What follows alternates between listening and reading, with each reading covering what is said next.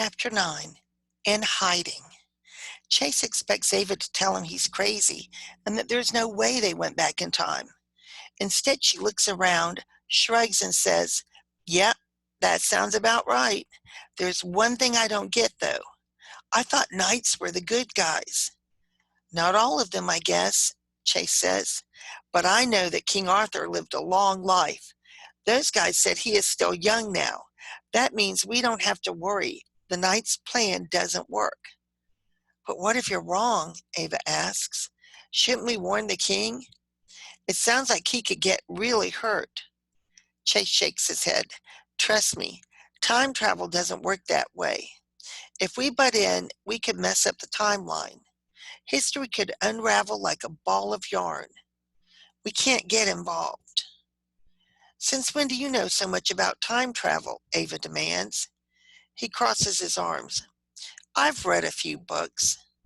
"But what if the whole reason we're here is to save the king?" Ava argues. "We are not here for any reason," Chase replies. "We're here by accident because of the suitcase." The suitcase. Chase darts back into the closet and tucks it behind a crate labeled "Pickled Plums." "The suitcase will be safer here than out in plain sight with us," he tells Ava. "Where are we going?" she asks. "To watch the tournament with everyone else," Chase replies. "We'll get to see King Arthur in real life." "Okay," Ava says, "but we'll stand out dressed like this." "You're right," Chase says. "We need to borrow some clothes." Looking both ways, first, they race up to a large stone staircase. Fortunately, the first bedroom they peek into is empty, and the closet door is wide open. Along with a lot of dresses, there is one white shirt with long, puffy sleeves. They both reach for that one, but Chase grabs it first. Ava grumbles about having to wear a dress, but she is soon twirling around the room in one she slipped over her clothes. It's long enough to hide the tips of her colorful sneakers. Chase has just pulled on his poofy shirt when, creak, the bedroom door begins to open. Chapter 10. Dragons and Dust. "Let's clean this room first," a woman's voice says from the hall. A second woman agrees.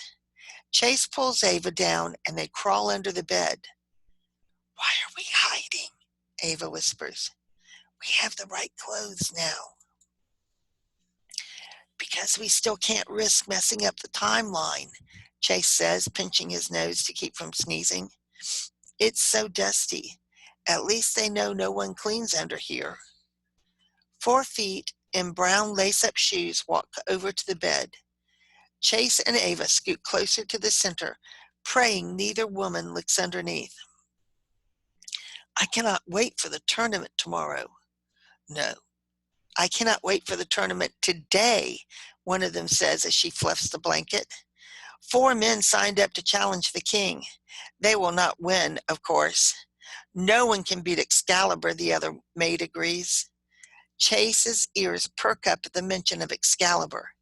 He loves the story of how King Arthur got his sword. Excalibur's blade was stuck in a rock, and no one could pull it out until Arthur came along.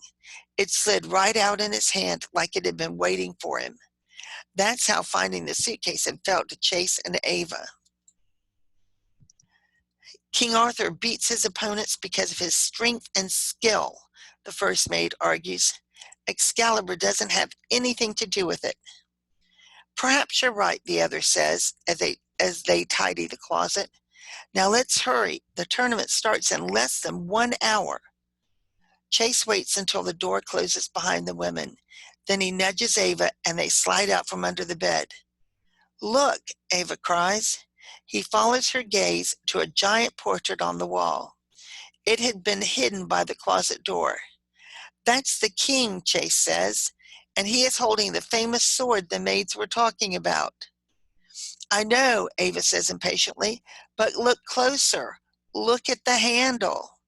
"It's called a hilt," Chase tells her. Then he gasps. The sword's hilt is cut carved into the shape of a dragon. It looks just like the dragon doorknob from their suitcase. And this says Arthur Pendragon. There's that word again. We'll come back in a bit and we'll read chapter 11, A Secret Door.